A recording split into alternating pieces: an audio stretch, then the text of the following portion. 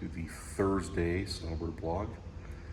I am here at the adult spa area, and I don't know if this will work or not, but I'm gonna try it. This is one of my favorite things right here, the steam room.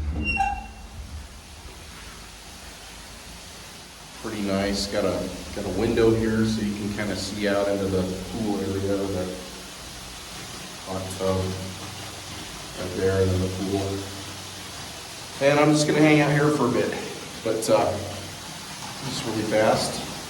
The Lord of the Rings marathon comes to its conclusion today. There's one showing of Return of the King left, and none of the others, at least this week, and probably for a long time. I would normally be out on the hike right now, but I have painting in a half hour, as I said yesterday, and I just woke up and I'm stiff and sore, and I thought a steam would stretch me out real nice so I can be a better painter. I have a range of ages and weights I can play in theater, but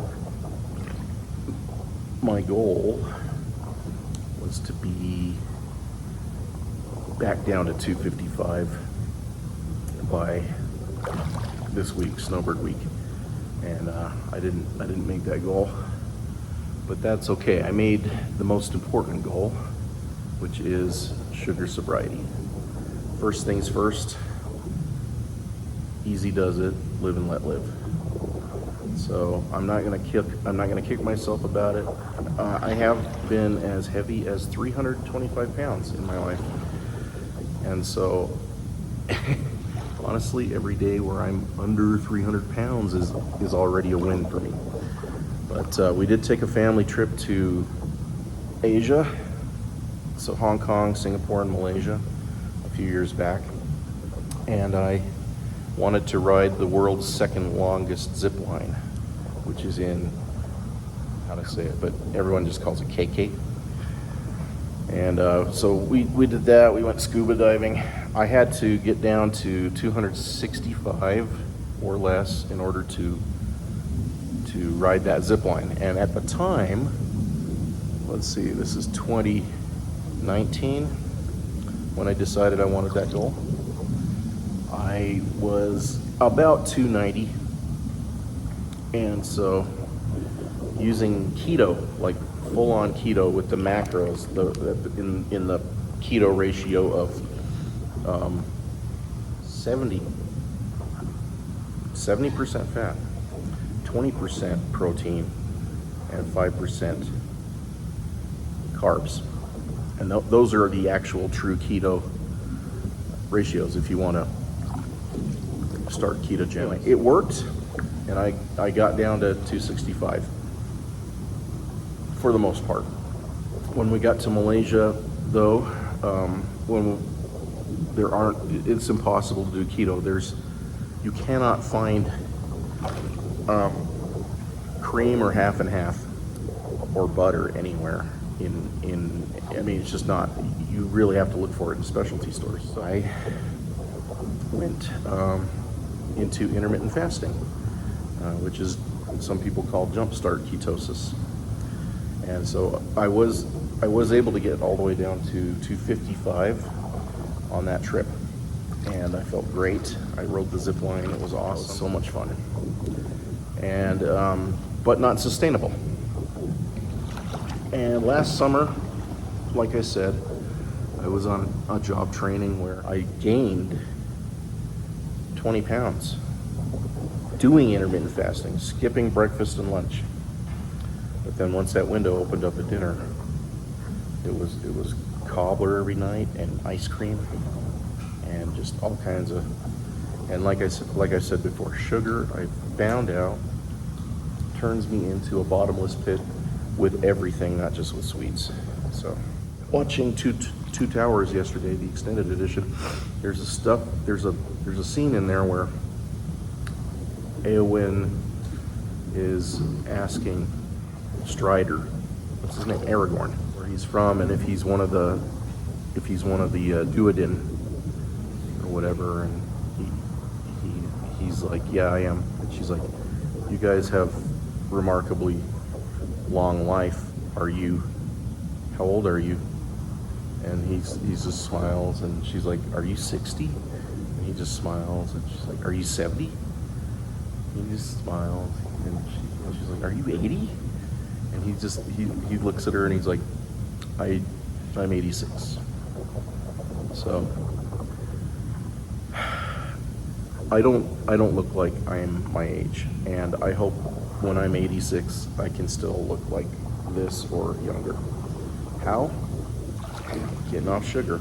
I crammed 100 years of sugar consumption into the first 50 years of my life. So I honestly have no FOMO anymore. I've been off sugar for 6 months and I'm fine. I have been slowly losing weight, not as rapidly as I'd like to, but there are many things that you can do to prolong longevity, not just your age, but your quality of life. Stretching, yoga, tai chi, walking, weightlifting. You're actually losing muscle mass every year once you're past a certain 30 or 40, and your body stops producing naturally human growth hormone. So you have to, it's like inflation. You have to lift weights just to stay even with your average muscle mass. Okay, I'm in the restaurant lounge area where we're going to have our painting class, and so right now it's not a restaurant or a lounge. Right now it's a classroom and or yoga studio, but I rearranged my whole day so I could do this landscape painting, and guess what? Teacher's still not here. So I'm going to give you some more thoughts on sugar sobriety and longevity. So sugar sobriety. What I'm doing is nothing caloric, right? So refined sugars, except for fruit and honey and natural, like monk fruit, where they have a sugar substitute, monk fruit. And I've experimented with zero sugar brownies sweetened with monk fruit or sucralose, and those things don't give me a problem. Those things don't set me off like I'm crazy, turn me into a bottomless pit with everything. So, and I will eat fruit, but I won't juice fruit because I need the roughage to, again, hit the satiety wall. Honey, I hit the wall with honey so fast, no problem. I don't know, have you ever just taken a spoonful of honey? I mean, you do not want another spoonful of honey after a certain time, because it's just, there's a natural inhibitor in honey. All right, and then as far as longevity goes, I was reading an article that came out around 2017 to 2019, where some futurist was postulating that the first person to naturally live with the help of medicine to live for 1,000 years has been born, statistically speaking, based on the advances in medicine.